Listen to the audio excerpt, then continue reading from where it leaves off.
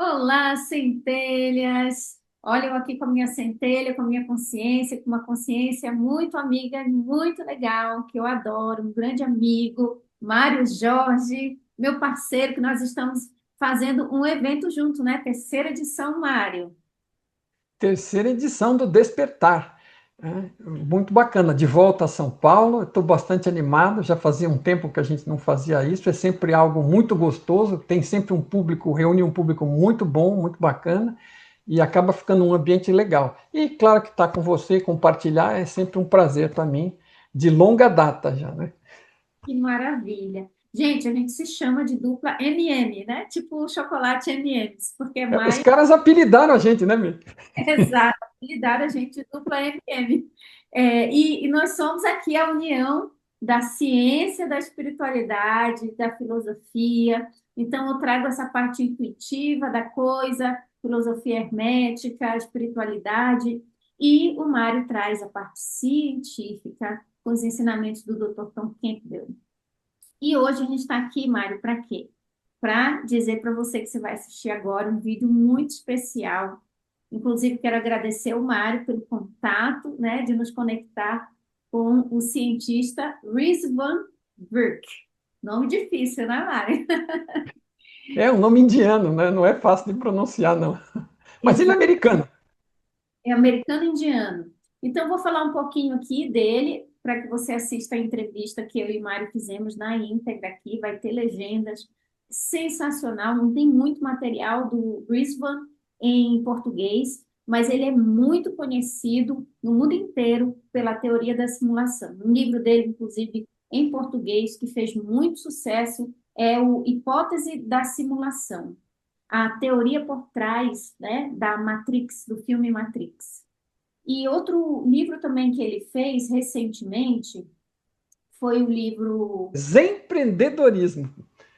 É o empreendedorismo zen. Então ele até entrou em contato comigo para fazer a tradução, porque é Entrepreneurship em inglês, né? E aí ele queria ver qual era a melhor forma de fazer isso em português. Ele tinha duas ou três sugestões, ele passou para mim e eu conversei com ele e falei, olha, acho que empreendedorismo é o que fica melhor. E é sobre uma união entre o empreendedorismo e a com espiritualidade, né? Qual é a melhor forma de você agir, porque a gente continua aqui na nossa vida diária. Né? Meditação é bom para nós, para nossa vida, para nossa consciência, mas não paga imposto, não paga conta, né? Então a pessoa continua tendo que empreender e que levar uma vida, mas você pode levar uma vida com uma melhor qualidade. Então isso ele faz essa conexão entre o mundo empresarial, o mundo do empreendedorismo, porque ele é um empreendedor, e a espiritualidade, né? E como fazer isso de uma forma melhor e mais leve. Então é muito bacana isso. Ele estava, aliás, ele vai falar conosco. Parte das nossas perguntas tem a ver com aplicações práticas, como o pessoal vai ver, né? Assim, ele é um cientista do MIT, cientista da computação do MIT, é um empreendedor, um investidor, criador de videogames, né? E desse pessoal que abre novos negócios. Ele foi uma pessoa de muito sucesso nisso, e ao longo do tempo ele foi fazendo a mudança de carreira dele para lidar mais com esse lado da espiritualidade virtual, né? exatamente. E eu digitei aqui no Google para pesquisar quem é o Rizwan Virk e fala aqui que ele é um cientista e autor, empreendedor e investidor de risco, que escreve sobre interseção entre tecnologia, negócios e espiritualidade. Então, é mais um cientista aí do time do Dr. Tom Campbell, né, Mário? É do time É do isso Mário. aí. Aliás, foi ele, a gente teve lá faz algum tempo fazendo aquele simpósio lá, Portal para o Futuro, e com o Tom Kemp, com várias outras mentes, né, brilhantes, o Rizwan foi um dos palestrantes lá. Aliás, uma das melhores palestras também, junto com a do Tom e com a do rapaz do Instituto Monroe também, foram as três que eu mais gostei. Muito bacana, porque ele não se. Apesar de ser, vamos dizer, ele é empreendedor, é metido com a indústria, com o mundo dos negócios, investimento, mas tem esse lado espiritual e ele não nega, não foge, né? Ele fala da espiritualidade, fala de religiões, ele fala de tudo, não é aquela pessoa que, esse assunto não vai entrar na jogada, né? Então é muito gostoso, é uma pessoa muito descontraída, e vocês vão poder ver como é que o papo consegue ficar tão descontraído. Uma pessoa, aliás, inclusive, tão importante, né? Ele é super humilde, super humano, muito bacana, vai ser bem legal. Então, o Rizwan é uma pessoa muito acessível, um cientista muito gente boa, que eu e Mário tivemos a oportunidade de conhecer pessoalmente lá no Alabama, em Huntsville, no evento do Dr. Tom Campbell. E realmente a palestra dele, eu posso dizer que dele e do Tom foram assim, as mais impactantes para mim. E a conexão que ele consegue fazer da ciência, da tecnologia, do empreendedorismo com a espiritualidade é muito linda. E uma coisa que ele falou nessa entrevista que o pessoal vai ver é que ele consegue falar com qualquer pessoa de qualquer crença, porque a linguagem dele é muito científica e traz realmente uma explicação sem nenhum tipo de viés, né? Uma explicação que traz muita compreensão para todos os tipos de pensamento, todas as escolas de pensamento. Então, essa entrevista está aqui como um presente para nós, para vocês, para a nossa comunidade aqui do Brasil, com o Dr. Rizwan Virk. As legendas vão estar aqui para vocês e o nosso inglês aqui, como diz o Mário, inglês macarrônico, meu do Mário. O meu, principalmente. Eu sou bom para traduzir, mas não necessariamente para falar. Entender é muito fácil, mais fácil, né, Mário, do que falar. Mas eu acho que a gente fez um ótimo trabalho. Depois vocês assistem Legal. aí e comenta aqui o que vocês acharam também do nosso inglês. É isso, gente. Então, fique com o vídeo da entrevista na íntegra, com as legendas em português. Eu e o Mário, com o Dr. Rizwan Virk, falando sobre a hipótese da simulação. Vivemos em uma matrix, em um mundo virtual? E o que isso muda na nossa vida? É isso. But first, Ok. I'd like to thank Riz for being here with us. And it's an honor and a pleasure to be here sharing this simulation theory. And I'm here to try to help to bring this to more average Joe's language. So I'm not a very scientific person, very intuitive, but I really connect with you and Tom's ideas. It matches a lot with what my heart believes to be true about how our world works. So Mario, you can start, go ahead and make the questions. Okay. Just to give you an idea about our local workshop, we bring, May knows a lot about Tom's idea, of course, but she is also knowledgeable in the Kaibalion, and she, as you probably know, it has the first sentence there says that states that the universe is mental, is mind, and then it's a different point of view coming from back there, but pointing in the same direction somehow. And then we try to bring both visions together of simulation, of virtual reality, and the consciousness in order to help people to get different points of view, to help them grow and understand it better, especially for practical ways of improving their life by understanding better how things work. Okay, just to give you a general overview of what's going on this event. So it's not for technical people, so it doesn't matter to be too much technical about it, and it's for common people trying to use, put things to use and to understand better what's going on and how to deal with that. Okay. Okay. Then anyone, you're a computer scientist, successful entrepreneur, but you also study spiritual traditions, okay, as we could see from some of your speeches and everything. How did these two areas, technology and spirituality, meet in your life? Was there a turning point to make this mix, or how did it work out? Well, I think in the beginning, I studied computer science back at MIT many years ago, and then I started my very first company as an entrepreneur. And during that time, I was looking to spirituality in a very selfish way originally, which was how can meditation and yoga and other consciousness ideas help me to be more successful in the world?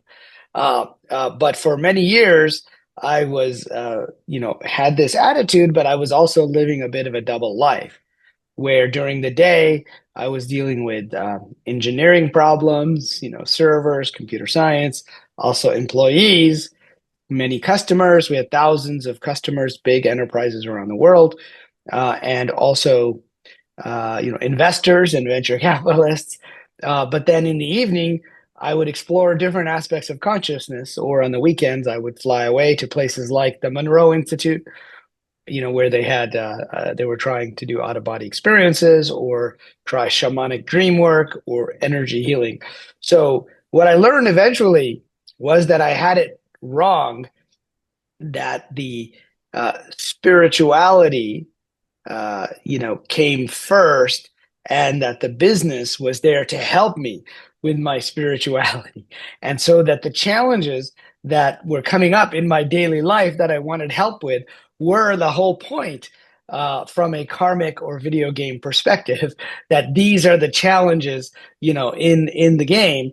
And that's what my very first book, called Zen Entrepreneurship, which was just published in Portuguese in Brazil, is all about that journey. So later, as I entered the video game industry, I sold my last company, and I was playing a virtual reality ping pong game. So I was playing table tennis with VR headset. And while I was playing it, my body forgot that I was in virtual reality. And it basically fooled me into thinking that I was in a physical game of table tennis. Of course, there was no table. I tried to put the paddle on the table, but it fell to the floor. I tried to lean against the table, and I almost fell over. And then I began to wonder, how long would it take us to build something like the Matrix? What stages of technology would we have to go through? And this was 10 years ago in 2016. And that's how I began to write about the simulation hypothesis. But as I went into that rabbit hole of how technology could make it possible, we were inside a virtual world that was indistinguishable from physical reality. I then started to reconnect with the spirituality and realize that if we were in a virtual world, then all of the things I had learned from consciousness perspective and from a spiritual perspective would make more sense, that the world is not really physical, but that it consists of information. And then quantum physics served to be the bridge between technology and spirituality, when I started to realize that even the physicists are telling us that the world isn't real. So that's how I started to connect all of this together. Okay, as you just mentioned that the world isn't real, as we talked, the way we talked it was, okay, not that it's not real somehow. How do you differentiate that? Because many people, when we start talking about simulation, first thing they do, so it's not real, then it doesn't matter. How do you see that? Well, this is an important point. So just because it's not a physical universe doesn't mean that the experiences we are having inside the virtual reality are not real experiences which affect us. So, for example, I'm not really having this conversation with you, am I? I'm talking to my computer, and my computer is sending the bits to Brazil, and then your computer is making my voice come out, and the person watching this is watching this somewhere else. Therefore, does it not matter what I say to you? Perhaps I could, I should not, say bad things to you just because it's a virtual conversation.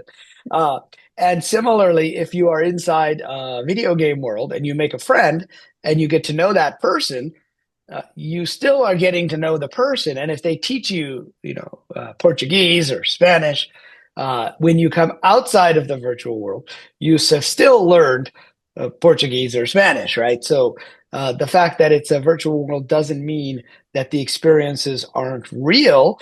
They are real while they last because they have lasting effect.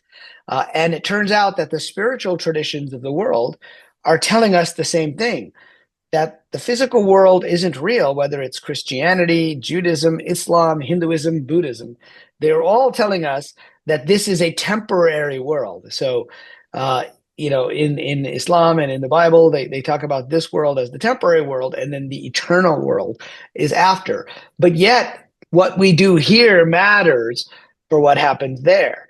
And then in the Eastern traditions, they tell us, that we are basically playing a character inside the game. And that character is our identity and our body. So I'm playing Riz, you're playing Mario, and May is playing May. And perhaps we selected these characters before we entered the game, just like you might select a character inside World of Warcraft or Lord of the Rings online. You might say, I want to be an elf, a human, a dwarf, a hobbit, right? And then you might say, well, I'm going to be a warrior, a wizard, a thief, a cleric. These are different professions. And then you choose your storyline. Maybe I'm going to go to Mordor. Maybe I'm going to go to visit the elves, all of these things. And perhaps we chose some of those elements before we came in. So I think if we view the world as a massively multiplayer online role-playing game, MMORPG, which I know are quite popular in Brazil, from when I was in the video game industry and we did esports, for example, then you can think of yourself as a player and a character, but the game of life is one where we are meant to help each other and how we treat each other and how we get through difficult goals and quests. And we may need each other's support to get through those quests. May, would you like to, yes. to start one? I would like to comment on something that came to mind. I have a son, he's 14 years old, and he invited me to watch him play this video game called Undertale. And he said, Mom, I'll tell you how this works. You have to choose from 3 points of views. How do you want to play the game? The genocide mode, the neutral mode, or the pacifist mode? Which one do you choose? I said, for sure, I don't want to be the genocide. And I chose the pacifist, and he started to play. And I was like, okay, this is really smart game. But have you ever tried to play the genocide mode, son? And he said, yes, but it's not good at all. I don't like what comes from the decisions. And then I thought, wow, I remember a lot of what Tom says about the perspective we want to play this so-called video game, virtual reality. So would you have any comments on that? Yeah, I think that's a smart way to try to teach, particularly young people about the way we play the game of life as well, because I don't think we are here to play in genocide mode. Just like if you have ever played a game called Grand Theft Auto, the player goes through and they abuse the NPCs and other characters. And again, I don't think that's the goal of the game. And in fact, if you look at the game of life, just like any video game, you get a score at the end and it tells you how you did. And you can play it again in order to try to do better. And so if we look at how, say, at the end of a soccer match or American football match, the coach will play the video of the game and say, and you as a player, will say, oh, sorry, I shouldn't have done that. I should have gotten the ball here. And I think we do something similar at the end of our lives in this world, and that is called the life review. And the life review is a holographic panoramic recreation of every moment of our lives, but we have to see how we treated the other people. And we have to be in their shoes. So if you were the one doing the genocide, then you have to feel what it was like to be genocided. which does not feel very good. And then you realize your mistake and you say, oh, I shouldn't have done that. And this is in the Bible with the book of life, which goes back to the Jewish and Christian traditions, where not only do they write down the names of who gets into heaven, but they base it on writing down all of the deeds that you did. And in Islam, in the Quran, they have the scroll of deeds. One angel writes down your good deeds and one angel writes down your bad deeds. Now, those are metaphors. That doesn't mean there's a real physical book or it's just one angel that is doing it with a feather pen. Those are more like technological processes. Those are functions performed by the game itself, or as Tom would call it, by the larger consciousness system, perhaps. And we record that, and then we can replay it in a virtual reality or a hologram. And many people who have had near-death experiences tell us about this life review. And so the purpose of the game is, one, what's your storyline? What are the things that you were meant to do in this life? Perhaps, you were always drawn to be a writer, or perhaps you were always drawn to be a rock climber or a podcaster, etc. Those are parts of your storyline, or a computer programmer, whatever things that you are interested in that maybe even your siblings who had the exact same upbringing and genetics that you had were not interested in these things. Why? Because they chose a different character with a different set of achievements and quests than you did. And so that's why I think, these games can be instructive. And I think part of the goal is for people to realize and make decisions, and then live with the consequences of those decisions. So I don't think we should be playing in genocide mode either. Yeah, I was so happy that my son said, I didn't like how it turned out, the genocide mode. I like better the pacifist. It's easier. Well, speaking of, he didn't like it. It is easier. Well, it's easier to be a pacifist. That's interesting. And you probably, realize, you did better. But speaking of science fiction, there's a good movie called Free Guy, which came out in 2021. Yeah, with I think is it Ryan Reynolds, one of the Ryan actors. And, in that he's an NPC and he sees the players mistreating them, and then he starts to wake up and realizes that he can do something for his fellow characters inside the game. You just mentioned it. It's good because usually people talk about only Matrix and sometimes the 13th floor. There are very good examples for us to understand things.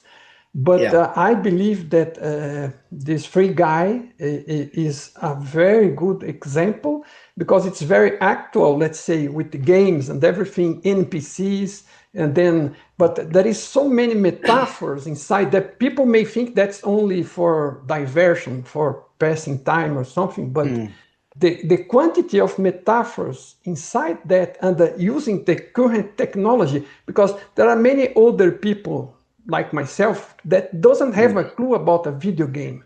And this especially, yes. I have, because I am an engineer, and then since the start I was interested in computer and games and everything. But most people doesn't have a clue, and they have the opportunity to see in a movie the participation of a regular person, a consciousness one, and one that's NPC, but with the artificial intelligence that develops like a consciousness inside the game. So it's very interesting. Don't you think it's maybe a better example and also a more positive one? Well, I think it's a more positive one for sure. And it's a good example because there are players and because there are NPCs, and the NPCs are waking up inside the game.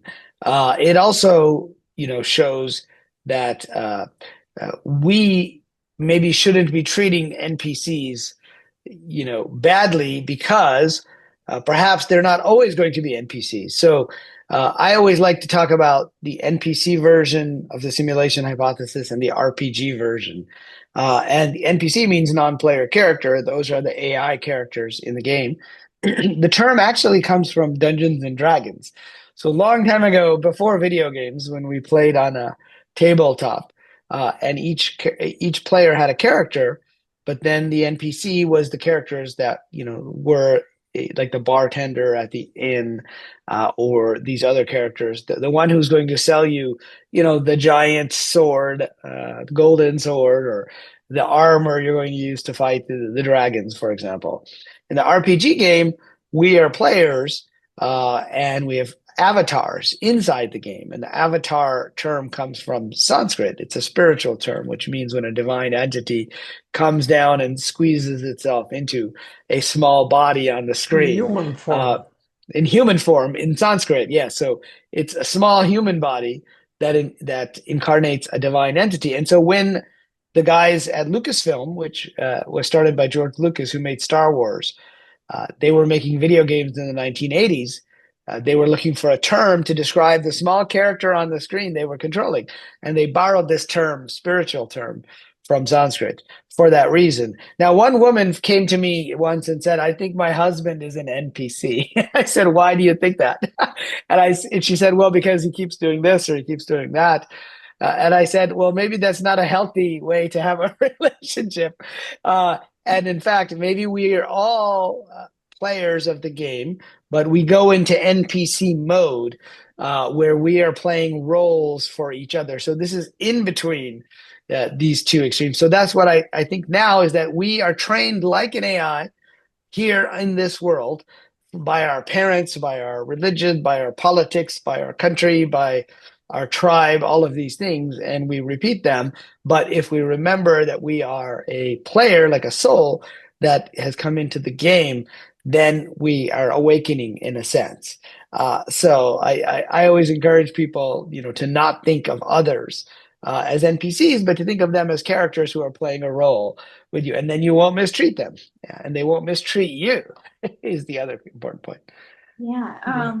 I also would like to share about NPC that is helpful with my son, and it really helps him because he loves computing and he loves programming, and sometimes he zooms out. He's there, but he's not there. When he's eating, Right. he wants to see the phone, or he's not paying attention, not present. And I say, hey, son, don't be an NPC. He's like, okay, Mom, I understand. I understand.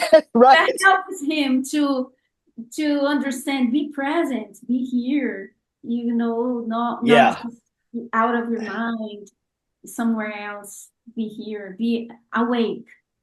That helps. Yes, I like that. Yes, to be here now and be present in your character. Don't just be automatic like code, right? Exactly. About the question, are we living in a simulation? This might seem very distant from everyday life for most people, okay?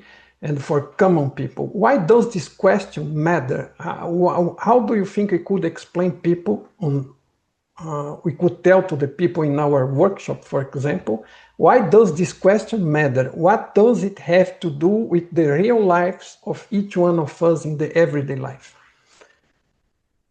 Well, I think it can matter in a few different ways, but one of the most important is that if we view life as a series of experiences and challenges, that is why we play video games in the first place. We want to have experiences perhaps that we cannot have outside of the video game. And sometimes those experiences are not all positive, right? Because if it was just a simple game, people would get bored, and it wasn't complicated, and it didn't have any challenges. And if it was too easy, you would complete the game so quickly that you wouldn't keep playing. And so we all have difficulties in our lives. Sometimes we have relationship difficulties. Sometimes we have financial difficulties, business difficulties, health problems. In fact, I wrote the book, The Simulation Hypothesis, after I had a series of health problems. And so, one way to approach it is to say, okay, these are just terrible things that have happened to me.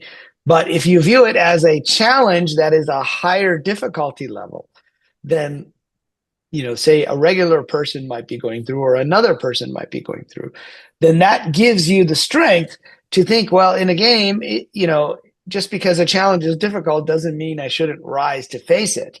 And even if I don't succeed the first time, I can continue working on that challenge. And so it gives us a different perspective, I think, about the difficulties and the challenges of life. But it also can give us permission when we are drawn to what our soul wants. In some of the Native American traditions, they talk about the wishes of the soul. And the wishes of the soul, might be to travel someplace, might be to study a certain esoteric philosophy. As I said earlier, it might be to write a book, it might be to be a painter, to have a creative project. And that's part of the reason why we're here. So all the difficulties and the things that make life worthwhile, including our relationships with other people and the roles that we play with them. I think thinking that we are in a simulation of the video game type can actually help us, through our lives. So those are some of the major reasons why I think it actually can matter in a positive way, not necessarily in a bad way. Very good. And I think also of the broader view that if we are not just the avatar, okay, not only the history of the avatar, this is probably something very temporary. And even in worst case, when the worst happens, I can maybe still wake up from that bad dreaming. So not everything is lost. Nothing is lost, actually, let's say. We take what we learned, but at the end, if it's too bad, let's say, if the challenge is too strong and I don't deal with that the best way or in a better way, we don't lose anything, let's say, that is really important. Do you agree with that view? Or I don't know if I absolutely. Yes, yes. I think that when our character goes through difficulties, if we take the perspective that we're an avatar, then we will learn something from that experience, but the experience will end. And so, one metaphor that was used before was that of a film projector, that we are actors and characters, and the characters are suffering, but the actors don't necessarily suffer. Yes. And that was, a metaphor that was used by Swami Yogananda, who wrote Autobiography of a Yogi 100 years ago. And of course, he was using the latest technology 100 years ago, which was a film projector. So if he was alive today, I think he would say, it's like a film where the actors, but we're also the audience. So we're watching ourselves. We have scripts, but we can change the scripts, and we have roles we're playing to each other, and we're going through suffering, and our characters may suffer and die, but the actors won't. Well, what does that sound like? That sounds like a massively multiplayer online role-playing game. And so using the latest technology, we can come up with a better metaphor that describes the interactive nature of this world. But I do believe that is one good perspective, is that we can learn something even from the experiences which are not ideal. And sometimes perhaps some of the characters who are suffering are the more advanced characters because they have a higher difficulty level. They've already been, sometimes people say to me, well, if this was a video game, I would make myself a billionaire and an actor and a famous person and have, all this fun. And maybe you might the first time, but if the game isn't challenging or difficult, you may not learn anything from that game. So perhaps the more advanced players are the ones who take on some of the more difficult challenges in the game. So that gives us a different perspective. Yeah. If there is no challenge, I would say that boredom starts. Yeah. So there's a, on that point, I would say you. Just on that point. So in the video game industry, there's a guy named Nolan Bushnell. He was the founder of Atari, which was the first, video games that I played when I was a kid. So he's like the grandfather of this giant industry now. And he had a rule. He said, make the game easy to play, but difficult to master. And so that's a good description of life. It's easy to play, but it's difficult to master. That's perfect. Thank you very much. May want to I have a question about your first book, the Hypothesis Simulation. In the cover, it says, know the theory behind the Matrix series. And this is a metaphor very commonly used in Brazil as well, the movie Matrix. But what causes sometimes in people that they don't go deep in the simulation theory is that they think that the simulation is bad. There is someone behind that is evil, and just like in the movies, is trying to trap them here. And I see many, even spiritual thoughts saying that Earth is a place where souls go to be trapped, and we have to overcome the evil here, this kind of thing. And this is one thing that is hard to explain to people. Could you clarify that and explain who is making this simulation? Who is behind it? Well, that's a very big question in terms of who is behind the simulation. So I actually don't take a strong position, but there are many theories as to who is behind the simulation. One theory is that it's us, future humans, like us. So in the same way that if we would create a simulation of ancient Rome or ancient Greece, that would be called an ancestor simulation.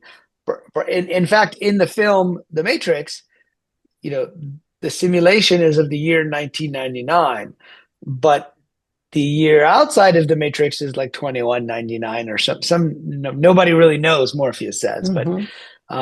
But in the 13th floor, the film takes place in 1999, and they create a simulation of Los Angeles in 1937. So it's an ancestor simulation. They find out, though, spoiler alert, at the end of the 13th floor, that they, in fact, are also in a simulation. And outside is the year 2024. And so that's one theory. Another theory is that it's aliens, so they're not humans at all. Another theory is that it's us, but as spiritual beings, as non-corporeal beings. And that is more like a spiritual or consciousness perspective. And along with that is the idea that there could be one or more simulations outside of this. Now, in the Matrix and in the 13th floor, when you entered the simulation, you looked exactly the same. Keanu Reeves plays Neo outside the Matrix, and it's still Keanu Reeves inside the Matrix. That's because those are movie stars, right? But when we play a video game, we don't necessarily choose a character that looks exactly like us. So, in fact, I think you can look at it in a technological perspective, or you can look at it in a spiritual perspective. And in the spiritual perspective, the great Sufi poet Rumi says that the soul puts on the body like a set of clothing or garments, right? And so in that sense, the player is sort of non-physical, but he or she puts on a physical body and gets connected. And in the Hindu traditions, in the Bhagavad Gita, they say the soul puts on the body like a set of clothes, like garments. And of course, in that tradition, they also take off the garments and then they put on new garments. And so, we don't have to think of this in a dystopian way necessarily. Like in the film The Matrix, outside the Matrix was a dystopia where the AI had taken over.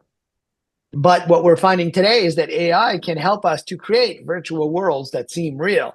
So AI may be involved more as a tool to go ahead and actually maintain something like the Matrix. So I work with many science fiction writers as part of my academic work.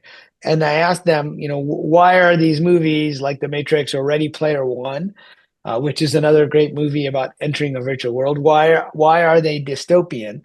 And they said, well, it makes it easier to write a story, right? And that may be why Earth sometimes appears to be a hellish world, because it makes the story more interesting, but it doesn't mean that we are being necessarily controlled by some evil force outside. In fact, I think, so I like to break out the simulation hypothesis as a series of assertions. And you can buy some of those assertions, you can buy all of those assertions, or you can argue with them. It's up to you. And the first assertion is that the world is not physical, it's based on information. And many scientists now agree with that assertion. I met a Nobel Prize-winning physicist in the University of Cambridge last year in the UK, and I told him this, and he said, yeah, that's not controversial anymore. It used to be controversial. There are still physicists who think the world is not information, but for the most part, that's not so controversial. The second is that the information gets computed like in an algorithmic way. And we see evidence for algorithms in fractal, in nature, algorithms with leaves and trees, and we see those algorithms at work. The third is that that information gets rendered for us to appear as if it's physical, you know, like this coffee cup. It appears physical when I tap it, but it's really based on information. So this goes back to John Wheeler's idea of it from bit, which is that something that looks like an it, if you keep opening it up, it's 99.99% empty space. And then you find the atoms and you open up the atoms and they're 99.99% empty space. And then you keep going, and the only thing you find at the bottom is just bits of information, answers to yes, no questions. Okay, now number 4 and 5 are one of those that can become controversial for scientists, but for ordinary people, I think they make more sense. Number 4 is that this is all a big hoax, that the whole world is not really, as physical as we think it is, but it's a purposeful hoax. And many people who have had near-death experiences tell us this. Many of the spiritual traditions tell us this. There's a very famous film critic in the US. I don't know if you guys have ever heard of him. His name is Roger Ebert. They used to have a TV show, and he's a very famous film critic, but he died from cancer not so long ago, and his wife was with him when he died. And she said the last thing he said before he died was, "Oh my God, it's all a big hoax." And so, Steve Jobs, when he died, he didn't actually say hoax, but he said, "Oh wow," because of what he was seeing. And then, of course, he passed, so we don't know exactly what he was thinking. But my guess is, again, he saw that everything he thought that was real was not so real. And then finally, the 5th assertion is that we choose to participate in this game or this hoax, and therefore we go through voluntarily a process of forgetfulness. Where we don't remember everything, and so we can play the game. And so, if you look at the term Maya in the ancient Indian tradition, stands for or translates to illusion, but it also means a carefully crafted illusion. Like if you go to a magic show and the magician is sawing the woman in half, you know he's not really sawing the woman in half, but you have to suspend your disbelief because that's what makes it fun. And all of the traditions of the world describe this process of forgetfulness as we incarnate. And the Greeks talk about Lethe, the river of forgetfulness. You cross the river when you incarnate, and you cross it again when you die. The Chinese have Meng Po. She's the goddess of forgetfulness. And what does she do? She brews the tea of forgetfulness, like the Starbucks cup. And you drink the tea of forgetfulness, and then you forget all about it. And then in the Islamic traditions, you have the veil of forgetfulness. And in fact, in Arabic, the term for human is insan, and insan means prisoner. But you say prisoner of what? And it's a prisoner of, there's another Arabic word called nisyan, which means forgetfulness. So you are basically a prisoner of forgetfulness, which is basically the same idea as Maya in the traditions. And in the Judeo-Christian traditions, there's an angel called Layla. And what happens is before you are born, you learn everything. But then she presses your upper lip right here. So we all have a little cleft right here. Right? And when she presses it, we forget everything, and now we're born as a baby, and we have to relearn everything. And so you can see these are metaphors for forgetfulness. And I spoke at a religious conference one, and I said, I'll give you another metaphor. You put on the virtual reality headset, or you plug it in like in the Matrix, and you forget about the world outside. And that is a kind of forgetfulness we get when we come here. Oh, You put your headset and then hits your head and forget you are inside.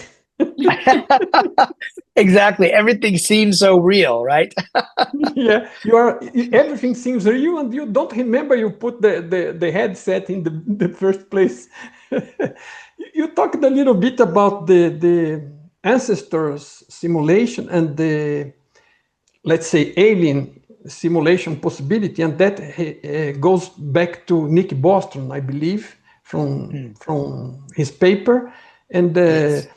that's a kind of a very materialistic view of things, because everyone, as you said, a lot of people, a lot of scientists agree that we are in an information created world somehow, but some of them are somehow so afraid of considering the possibility of consciousness or something, let's say, bigger and of more significance, that they prefer to be inside the computer of a future civilization or of an alien civilization. That's the way I see it. For them to keep resisting to this hypothesis strongly, to keep they know it's information, but they want to keep it material. So we are information in a material computer somewhere. Do you think that that's more or less describe what's going on? Well, yes, but and I think so. Nick Bostrom from Oxford wrote a paper called "Are You Living in a Computer Simulation?" in 2003. So, and he basically said that if a civilization could create a fully immersive simulation with AI characters, then they would create many of these simulations, and there would be many simulations and only one physical reality. Therefore, we're more likely to be in one of these. And Elon Musk used that same logic to say in 2016, the chances that we are in base reality is 1 in billions. The chances that we are not in a simulation. And so I think, even for me, when I started to think seriously, I was looking at our current video games and how they will evolve. So that is, I think, a good on-ramp to the idea for materialists that the world is not as physical as we think it is. But it also opens up the possibility to them that maybe some of these strange things that have been described by people who have seen apparitions or angels, or in the spiritual traditions, miracles, that these things maybe could be real, because most materialists say no, that can't happen. There's no such thing as telepathy. There's no such thing as synchronicity. There's no such thing as intuition, that it goes beyond the physical intuition. But even Bostrom himself said that many people who read his paper who were atheists said, okay, well, perhaps if we're in a simulation, then the people outside the simulation would seem supernatural to us. And therefore they might have superpowers and be able to perform miracles. So maybe now, instead of being an atheist, I'll be an agnostic. And so the simulation hypothesis, although those who rely only on the Bostrom argument tend to be materialists, it opens up the possibility that there's more going on. And so I think I can go in to a physicist and I can say, well, if we were in a simulation, then it would be possible for two players to communicate with each other, even though they are in different parts of the world, telepathically, we would think, and they will discuss it with me. But if I go in and say, hey, I have two psychics, one in Brazil and one in the US, and they talk to each other, the physicist will be, no, just go away. I don't want to talk to you. So I think you're right. It's a materialist paradigm. But in fact, the computational system that the physical world would need to be built on would be very complex, much more complex than our computers, something like a quantum information system. And therefore, I think it can also open up people's minds. And that's part of the reason why I wrote my book, The Simulation Hypothesis, was, the English subtitle was "An MIT computer scientist shows why AI, quantum physics, and Eastern mystics all agree we are in a video game."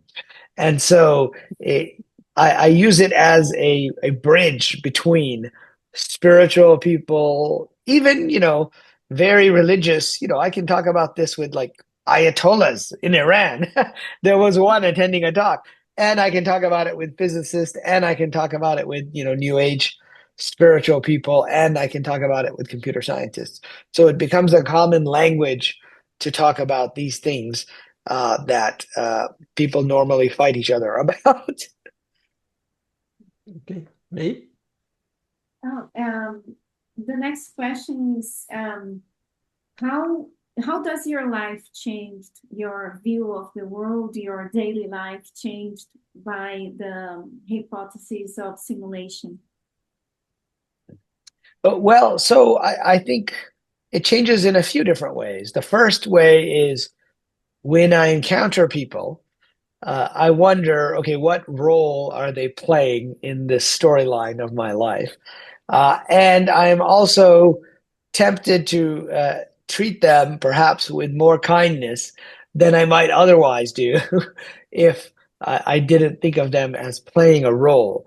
And because I realize at the end of the game, I may have to review how I treated all of those people. But the other way is that I try to stay aware of the storyline of my life. And I happen to know that part of my storyline was first to be an entrepreneur and then to be a writer. And in fact, if you had asked me in high school, what are you going to do with your life? Or even college, I would have said, first, I'm going to be a software entrepreneur, and then I'm going to be a writer. Now, how did I know that? I mean, that's actually what happened. But I didn't really know that, did I? Somehow I knew that. And I knew that because perhaps it was part of a storyline that I had already agreed to. And so it helps me to think, okay, well, if this is part of the storyline, let me make sure I go ahead and complete, this particular book or that particular adventure or quest. So as I think of a video game, I think of quest. And then finally, as we were talking about earlier, I think when I have a difficult situation, I say, okay, what is the meaning of this particular situation in this life? Is there a karmic purpose? Is it a database of experiences? Is it meant to maybe make me change my direction? Perhaps I've been going in this direction too long.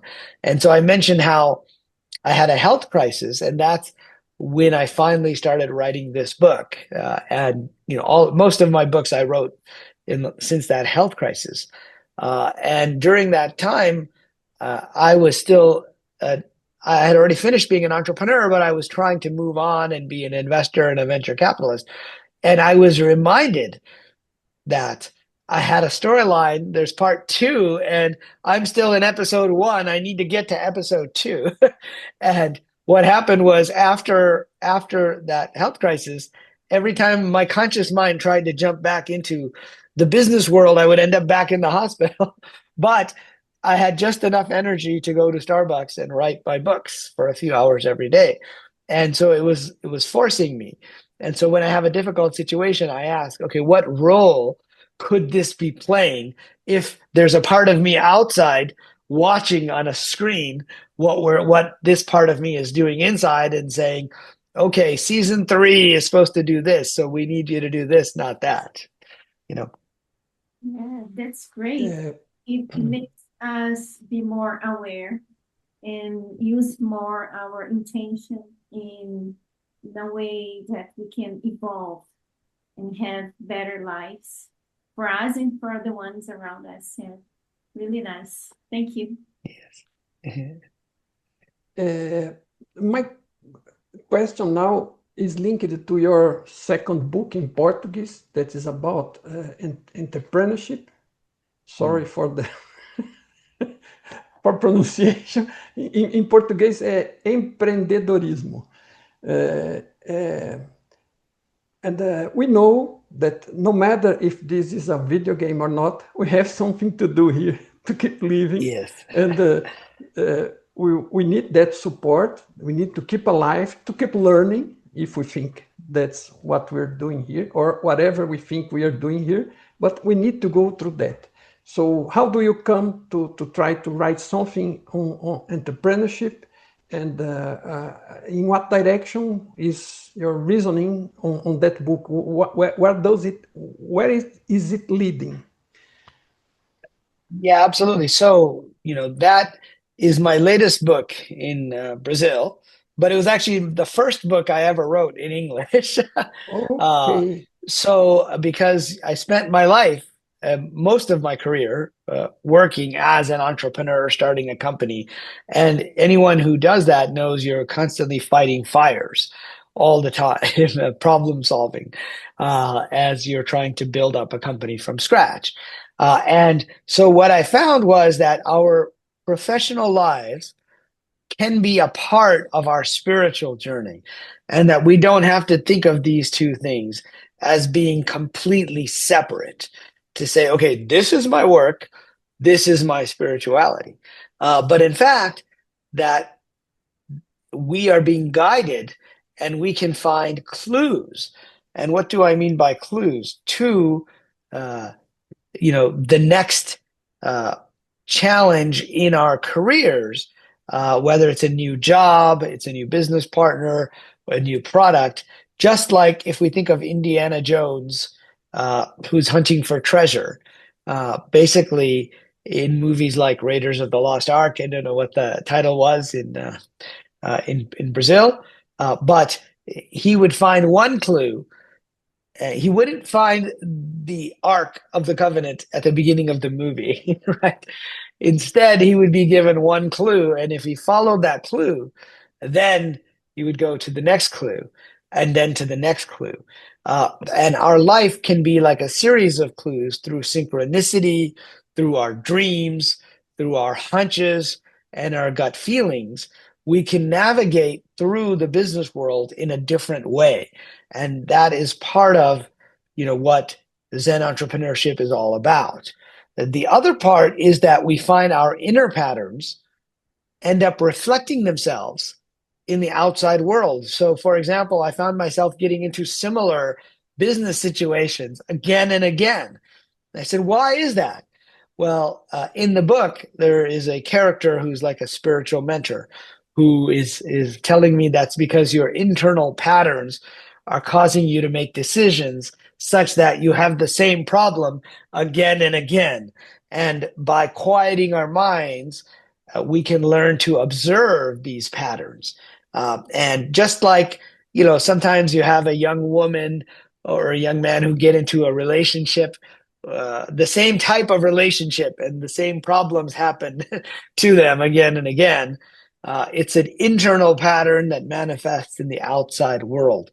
And so this book is about trying to recognize that all of these things happening are part of our inner growth and related to our emotions and our challenges and perhaps even our previous lives, which again, now I would tie to the video game idea as well.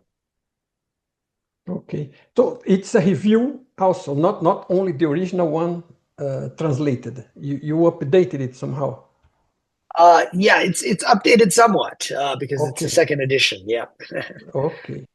Okay, and it's amazing. We were explaining this, and of course, as an engineer, I had a 35 years career in the industry, and lots of I defined it myself as a problem solver, okay, also Yes. not only on things but also with people, because you have to deal with people to have anything done.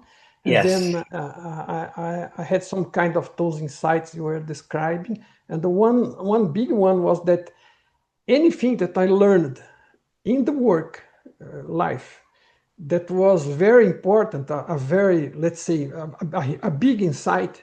It was also useful in my personal life. And as I expended most of my time there working, so then I used to learn more there and bring it home than to learn home to bring it there. Yes, I agree with that. And that's very much what this book is about, because we spend, if you think of where do we spend most of our time in life, right? We spend it at work and asleep, probably, if you add up the most time, right? So this book is about how we use the time at work and some of the time while we're dreaming to learn lessons, which then are there to help us from the spiritual perspective. Like I said at the beginning, originally I thought I would learn spiritual techniques to help me with my work, but in the end I realized all of the problems in the work were appearing to help me with my evolution as a person and spiritual growth. Okay. Yeah. If you would like to give a message for our audience in general, and especially in this workshop we are going to do, please leave your final message then. Well, so I would like to, welcome everyone to the conference, and I would like to encourage everyone to remember that we are in the great video game of life, and you have a character in that game, and it's important for us to try to remember the role that we wanted to play, and awakening itself is almost like remembering elements of that. And we are constantly getting messages that are reminding us of that role that we're here to play. But while we're here, don't forget to also enjoy the game of life. Yeah. Thank you very much for the opportunity. Maybe in the future we can do it again. Thank you very much. Thank you. Yes, we'll do it in person next time. E aí, consciências, gostaram desse nosso bate-papo muito descontraído com o Dr. Rizwan Virk? Mário, convida as centelhas, as consciências, para mergulhar ainda mais profundamente com a gente, presencialmente, nesse conhecimento sobre a física quântica, a realidade virtual, a ciência e a espiritualidade e a filosofia em São Paulo. Qual é o nosso convite?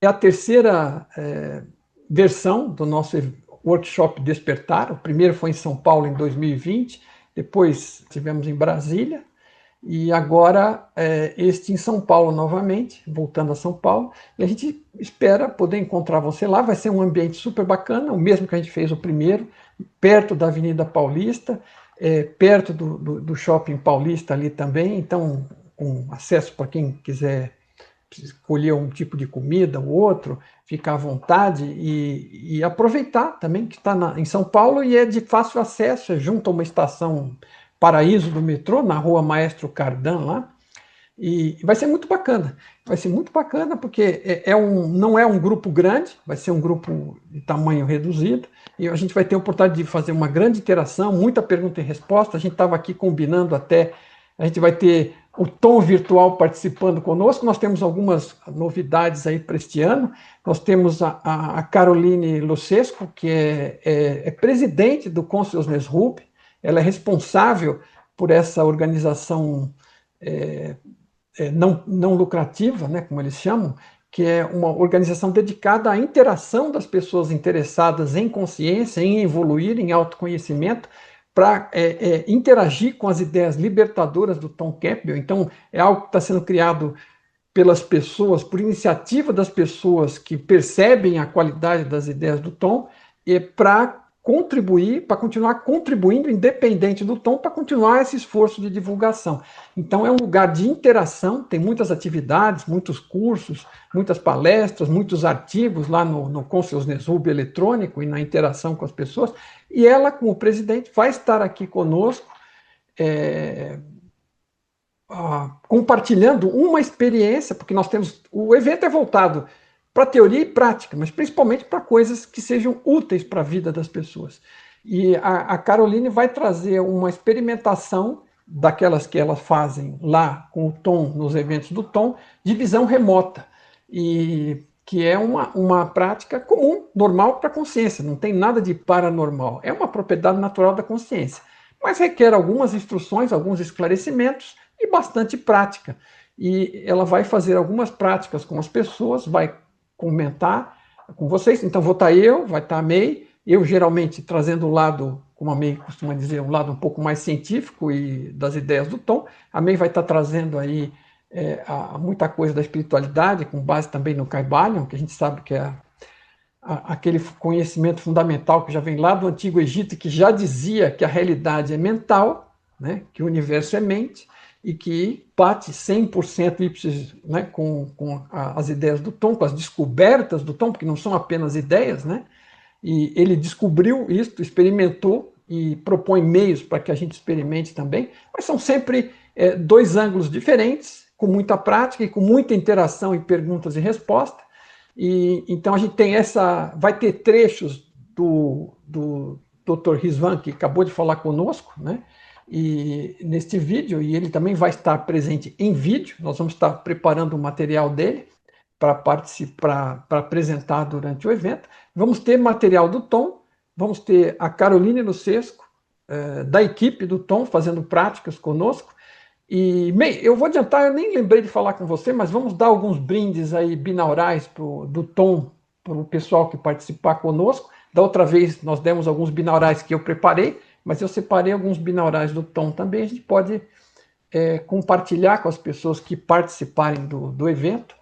E, então vai ser um evento cheio de atividades daquele que a gente não vê o tempo passar. E, não é O verdade? videogame é workshop, porque a gente vai realmente trabalhar, gente. Não vai ser só palestra falando, não. Vamos ter Uhum. bastante interação, vamos ter bastante momento para interação de pergunta e resposta e também de demonstrativos, né? Vai ter aí a do Tom, que é a inteligência artificial do Tom, que o Mário vai colocar para funcionar lá. Você vai poder fazer pergunta para o Tom virtual e responde como sendo o Tom, até com a voz dele. Então, vai ter a Caroline, que vai estar fazendo práticas de visão remota com a gente. Então, gente, vai ser um workshop muito, muito interativo.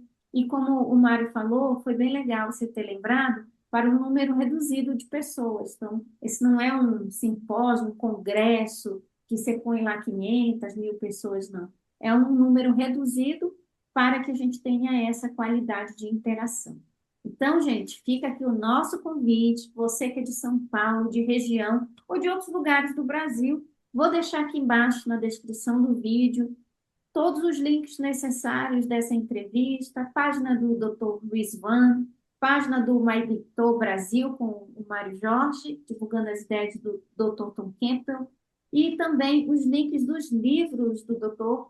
Rizwan Virk, que ele comentou, que a gente comentou aqui, que são livros que tem dele em português. E, claro, o link para você visitar a página dos ingressos do nosso workshop O Despertar, que está na terceira edição. Já estão disponíveis, né? Já estão disponíveis. Corre, porque as vagas são limitadíssimas. E a gente quer ver você lá.